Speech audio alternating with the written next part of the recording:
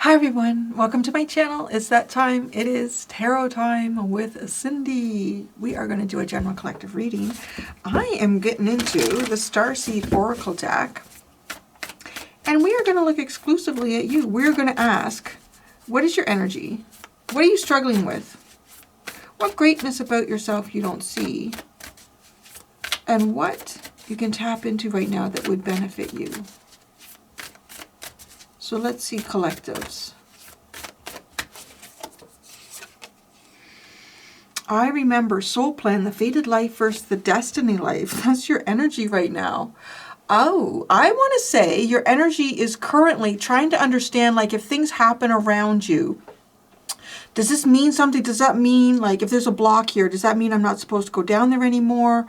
Or does that mean I'm supposed to see how I can negotiate my way through that or push my way through that?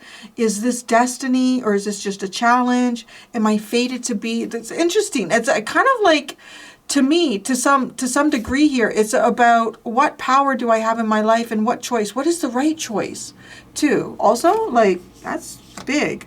Now, some of you, this could go even a little bit deeper. That's kind of like this deck. That's where this can go. You might be making choices and decisions or tapping into areas of yourself here that is kind of opening up soul plan energy. So what is your next path? It might be very significant. You might actually even be in a significant energy, whether you're aware of that or not. What are you struggling with? Whale and Orca elders. Share your song, frequency of sound, and diving deep. You're struggling. It's interesting, elders. There could be like some people around you who are older, more mature, or maybe they're not seeing things the way that you are, or maybe you feel like your path somehow is connected to people around you that are older than you. They could be family, could be siblings, but it's like trying to share your song, maybe trying to be heard. Okay, I'm getting kind of a more practical energy with this right now as well. Like, some of you might be struggling with being heard by a family member or someone who is older than you, is more set in their ways, believes they know what's right for them or what's right for you. Maybe they do know what's right for them, but maybe they take that to a whole other level and they think they know what's right for you also. And your energy is kind of like, is this just my fate? Is this like how my life is going to be? Because fate and destiny, fate to me is a situation that we find ourselves in, and we were always meant to find ourselves in that situation. Destiny is what we make of it, and we can carve our destinies, right? It's really important to understand in this universe, one of the golden rules of the universe that we live in is free will. So our free will is very, very important at many different times. You know, some people might argue that everything that we do, every choice that I make it's already fated for me, that's already written, that it's going to happen. Very significant ones, yes, but how you react or what you decide to do is up to you. And maybe Spirit does, through Akashic Record energy, have an insight as to what it is that you may or may not choose. But I don't think there always is, because I do feel like that there is something going on here where you are struggling with being heard. And it's interesting, right? The frequency of the sound. Maybe it's not so much the words that you're using to be heard, but it's the tone or the frequency of your voice. Right? It's kind of funny, like if you listen to somebody speak, listen to someone speak, like look at someone who's making a speech or some type of public expression in some way, and pick somebody who has a very good reputation in terms of people really listen to this person, or people tend to associate this person with wise things that they say. Now look at someone else, pick someone else who does not necessarily have anything less intelligent to say, but they may be kind of picked on, or people don't give them the same amount of credit. And look at the different tones in their voice. It's not to say that I'm an expert in that at all. I'm not. I'm just actually, to be honest, I'm more downloading than anything right now. So I feel like that there could be something there, like maybe you're not using a tone that indicates that you have authority here in your own life, and you believe that you have that authority in your own life. Interesting. So what greatness about yourself do you not see? Wait. It's not yet time. Things are being woven. Oh, fuck me. So you are sitting there go, fate and destiny, fate and destiny. Just forget everything Cindy said. You know what? I don't know. This is like you're waiting. There is fate. Like, what is your... Okay. The greatest thing that you don't see about yourself, I want to say, for one thing though, is that you are co-creating with spirit here. You really, really are. And through that co-creation, there are times when we need to step back and spirit needs to do something. We're going to have tarot. Don't you worry. We're going to have tarot. Hey, I'm open to letting the message change. I don't need to have to... But I still think there's relevance in that message for you, because it is important that there are times where, yeah, you know what, you're fated to be in this situation. What are you going to do with it? What are you going to do? Are you going to speak up? Are you going to stand up for yourself? Are you going to voice yourself? Maybe that's it. Maybe you voiced yourself in some way, and now what you can do is wait patiently. To be heard? What can you tap into? Sorry, I'm looking here because it's like a new spread. Or there, I think I've used it before. What can you tap into right now that would benefit you? I'm sorry. Defenselessness. Writing past wrongs and uprooting. So the energy of forgiveness. The energy of forgiveness. It's interesting, right? Because it's like this ancient tree. And right here you have the elders. Huh. So curious. You have this tap into yourself here. Defenselessness. Writing past wrongs and uprooting. I don't know. I still feel like some of you are going through something here with somebody who's older. Or somebody who maybe if this person is not even older, they might have some type of I don't know, historical something supporting them. Like, they might have some type of lineage behind them. All paths lead home. Well, that is always true. All paths lead home. Inner authority, intuition. Turn your gaze within. Deep reading. Okay. I need a bit of tarot.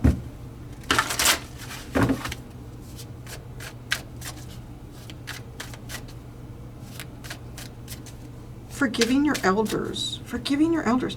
Maybe you even feel that, like, forgiving your elder, because there's an elder here. Well, maybe it's a tree, but I don't know. I think it's more an older person in your life. This person may not even be alive anymore, to be honest, with the way they're kind of like praying into the ground. For some of you, this person may not even be alive, but they've made some choices and decisions here that have had a significant impact on the course of your life. Like, there's real benefit here to forgive. Uproot yourself is also what would benefit you. So to uproot yourself, I feel like in some way is righting a past wrong, right? Something is wrong here on your path. And it feels like it's connected to an elder. Maybe for some of you too, like there could have even been like some type of immigration that happened a generation, 2, 3, 4, 5, 6, I don't know how many generations ago. And you might find yourself somewhere like, this country doesn't suit me, or this town doesn't suit me, or this state or this province doesn't suit me. This is very interesting because you really are like, the thing that would benefit you is to forgive whatever I feel like in some way you haven't been heard. You're struggling with being heard. Maybe you're struggling even with, I don't know. I feel like for some of you, it's like where you live. It could be the actual home. Maybe this is not the place that I chose to be in. Maybe like you've inherited a house through a parent. And just through necessity, you end up living there, and you're like, well, this is not really where I want to be. Or you are maybe you've taken on a job or a position at like a family business or something like that. And you're like, well, this is not the fate that I feel like it is for me. Like, this is not the destiny that I want for myself. Defenselessness is so interesting. I feel like that's kind of like dropping pride, being open to right a past wrong and uproot yourself. So I do, your energy here is really like, is this fate? Can I make something different of this? I remember your soul plan. The Three of Wands. That's fascinating. This is interesting because the greatness about yourself that you don't see is this waiting. And the Three of Wands is a waiting. You're kind of coming across to me like, even though I feel like there's something a little bit uncomfortable and what you're dealing with, you were really coming across to me as someone who's quite patient. You might be waiting for something to be shown to you. Like, you could also be, you've developed some level of discernment here in your own path. And you understand when it's time to actually take action, and then it's time to just wait and see what comes your way or what is shown.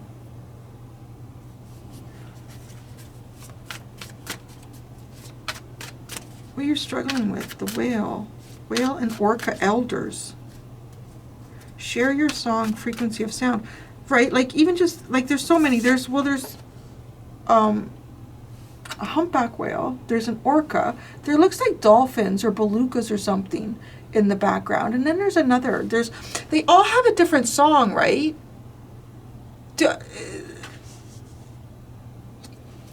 I wonder to some extent, like, how if they can understand each other, or it's limited, like, like interspecies communication. I can understand Larry and Lily, my dog and my cat. I'm sure I get it wrong a lot of times.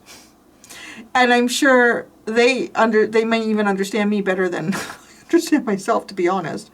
I think pets are quite intuitive, but they may get some things wrong. I know they get some things wrong too, because Lily thinks that she should get a treat every time somebody returns to the house.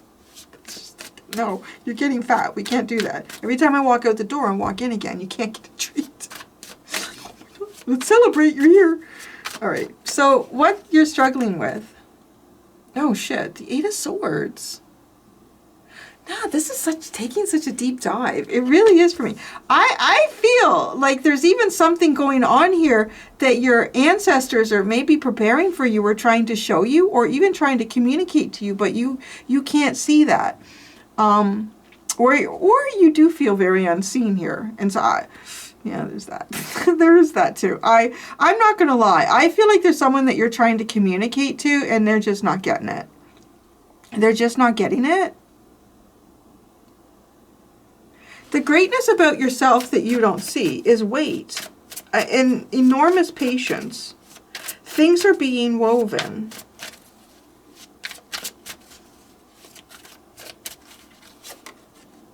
Holy crap. The High Priestess. It is, like, the universe is up to stuff here. There's things that you're not being shown. You are, so, okay, regardless of how patient you think you are, according to the divine, okay, that's who's coming through here. That's who I always ask for. And it's kind of like showing up in this energy because I'm seeing how you co-create with the divine. The divine would describe you as more patient than most that they work with. That's nice. It's a nice compliment, right? And it's something that you don't see about yourself. Regardless of how patient you or impatient you might think that you are. Maybe, like, and think about how you judge that as well. Because there could be people around you who you might think are much more patient than you are. But those people, Spirit's not working with them in the same way or when you're seeking them. The Spirit is working with you. So this could be something very, very significant and important in your life that's already been resolved in other people's lives. They don't even worry about it. If they were asked to have patience in that area, Spirit's saying they wouldn't. So, hey, you know, good for you. Good for you.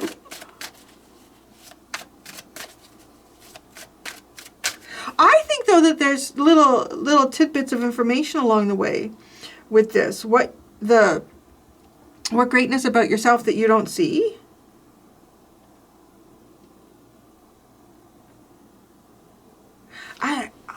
You know, what I also get with this is that there's something, there's like maybe a talent, an ability, something that you're kind of be recognized or known for, or a path in your life here that it's like, it's kind of pretty cool, but you don't know yet. This is a whole other you that's being woven.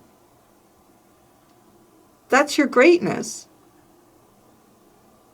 It's not yet time to be great. Maybe there's like a greater greatness for you. You're going through alchemy. You're going through a really deep process with this fate and destiny, man. And that.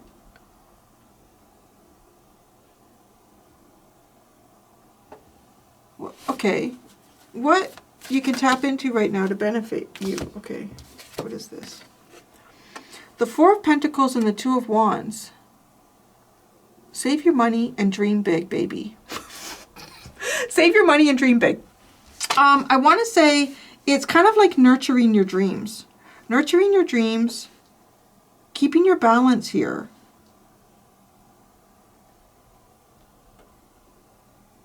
Something very significant, actually, is going on here in terms of... I feel like karmic energies. Just give me a second. Kind of like this hang on tight.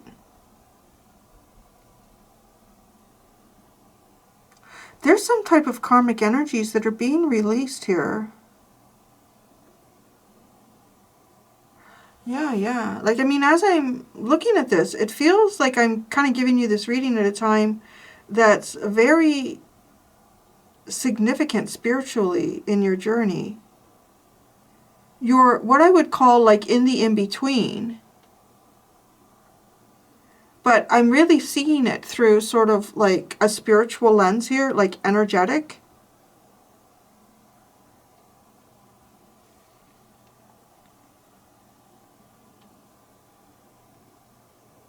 This is really coming to me like a cleansing of karmic energies.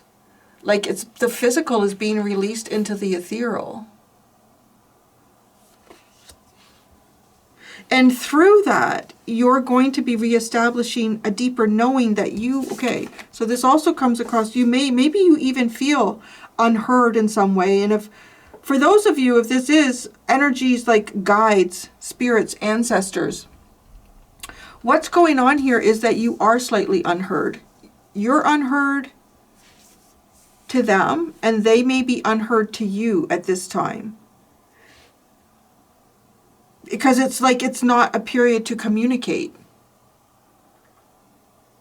Like all this is going on. It just feels like all this is coming out of the earth and going up into the ethereal to be alchemized.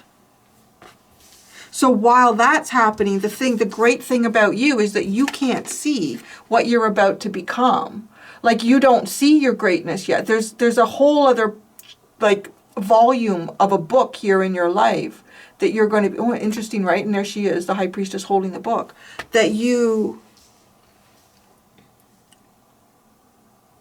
haven't tapped into yet. You're not supposed to tap into it until this, I feel like this energy, these karmic energies out of the earth are alchemized. These are things that you have created in lifetimes, and you and your ancestors to some degree, some ancestors more than others and whatever, right? Like, this is coming out of the earth. And this, to me, is just keep your balance. Keep your balance. Hang on tight. Hang on tight. I don't want to say hang on tight.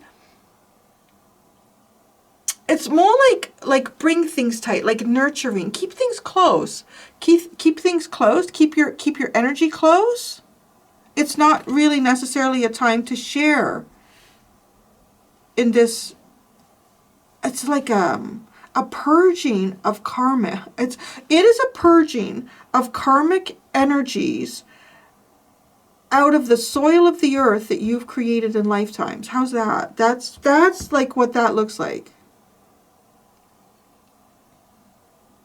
And dreams, like dreams of the future. So this is also like, don't go doing anything too new here.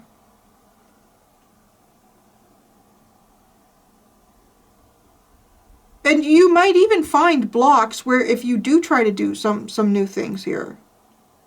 This is a time for dreaming and imagining the future while you purge this karma out of the soil of the earth. Yeah.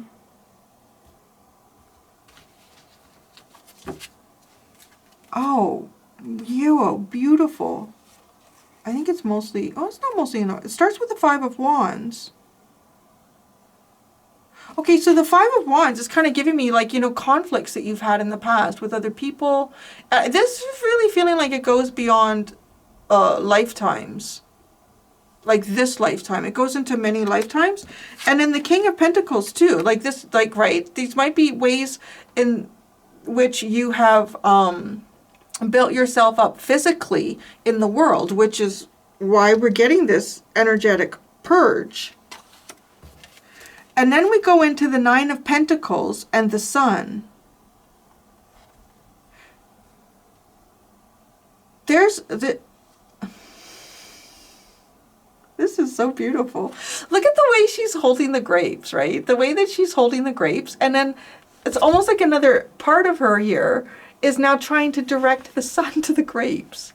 Like to make the grapes the sweetest that they can be. Well, that's interesting. Now, as I say that, I'm thinking, what is the sweetest a grape can be when you think about the sun? A raisin, right? Like, the longer a grape sits in the sun, the more it is eventually moved beyond being ripe and losing all of its moisture. And what is left in there but the skin and all of the sugar, the sweetness. That's interesting, isn't it? And the King of Pentacles is, he has grapes around him too. It's like a harvest time too. But she's directing the sun down to the grapes. Things that you've already planted. There's a real process going on here that you can't skip. Because all of this seems really important. Right? Like some of these grapes I can see will be harvested to eat or maybe to make wine or grape juice or something like that or jams or whatever. And then others, maybe they just don't look so great to be picked. But if you leave them there long enough and you get enough sun on them, they will be like sun-kissed. Right? Isn't that like a raisin? No. Wasn't those little in the 80s or 90s, those little dancing raisins? I don't know. There's something that feels really free and happy with this energy. And it's like turning, like not a single thing can be forgotten here on these vines. Each grape must go through its natural process. So I'm hearing the grapes of wrath. Yeah. That's been a long time. I can barely even remember that movie.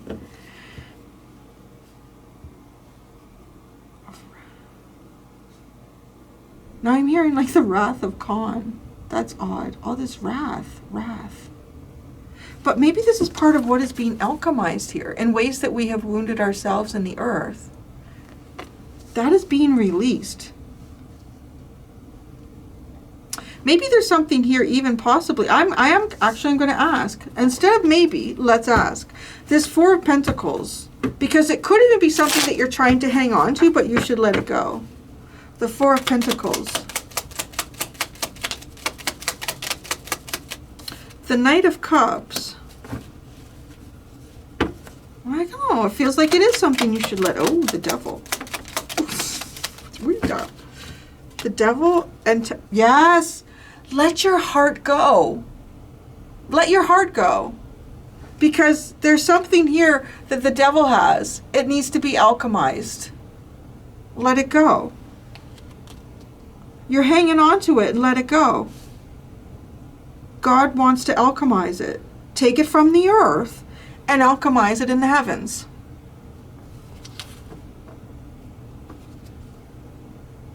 Oh, I love this reading. Well, not that I don't love all of them. I find them all interesting. There's something about this reading, though. It's really beautiful. But I'm not going to say that you are not necessarily struggling in this energy. You could be. You definitely could be. But well, yeah, you end with the Nine of Wands. You get the Hermit, the Ace of Wands, and the Nine of Wands. I don't know. To some degree here, it might be some things that you've had to do on your own. A lot of ideas that you've had to come up with on your own, possibly. All paths lead home. We're all working our way towards home. That's very true. Okay, I'm going to go to the extended. In the extended, I'm going to ask, what past experience is still holding you back? How can you overcome this hold back? And what unexpected plans or events does God have coming towards you? We'll see how much we can pull out of that. Thank you so much, everybody. Until next time, be gentle with yourselves. Bye.